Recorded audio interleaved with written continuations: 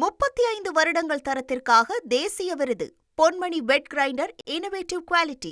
சேலத்தில் விஜய் மக்கள் சந்திப்பு கூட்டம் நடைபெறுவதில் சிக்கல் இருப்பதாக தகவல் வெளியாகிய நிலையில் தற்போது காவல்துறையினர் விளக்கம் அளித்திருக்கிறார்கள்.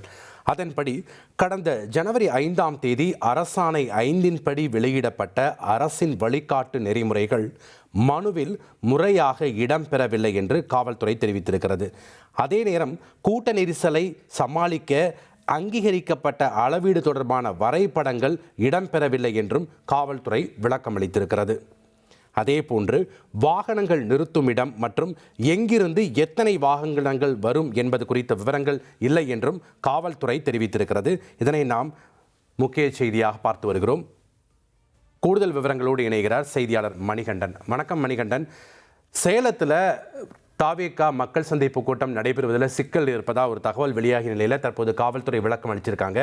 என்னென்ன விளக்கங்களை கொடுத்திருக்காங்க காவல்துறை தரப்பிலிருந்து? விவரங்களை பதிவு பண்ணுங்க. சற்று முன்னர் நமக்கு கிடைத்த தகவலின்படிதான் அந்த சேலத்துல பாதுகாப்பு வழிகாட்டு நெறிமுறைகளை கட்சி நிர்வாகிகள் முறையாக பின்பற்றாமல் மனு அளித்ததன் காரணமாக அந்த மனுவுக்கான அனுமதி கிடைப்பதில் சிக்கல் இருப்பதாக செய்தி வெளியிடப்பட்டிருந்தது. இந்த நிலையில அதிகாரப்பூர்வமாக காவல்துறையோட விளக்கம் தெரிவிக்கப்பட்டிருக்கிறது. அந்த அடிப்படையில கடந்த ஜனவரி 5ஆம் தேதி தமிழ்நாடு அரசின் சார்பில் பிரச்சார கூட்டங்களுக்கு, அரசியல் கட்சி கூட்டங்களுக்கு பின்பற்ற வேண்டிய வழிகாட்டு நெறிமுறைகள் SOP வெளியிடப்பட்டது.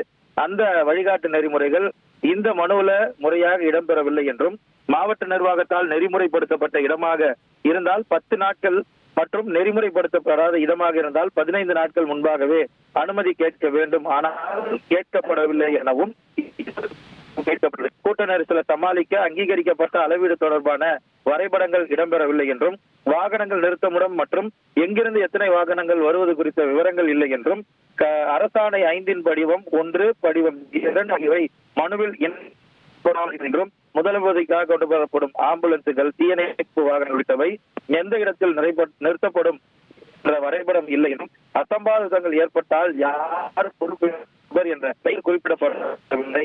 அரசின் நடைமுறைகள் உள்ள குறைகள் நிவர்த்தி செய்து நாளைக்கு கொடுத்தால் மட்டுமே அனுமதி கிடைக்கும் என காவல்துறை சார்பில் திட்டவட்டமாக தெரிவிக்கப்பட்டிருக்கிறது.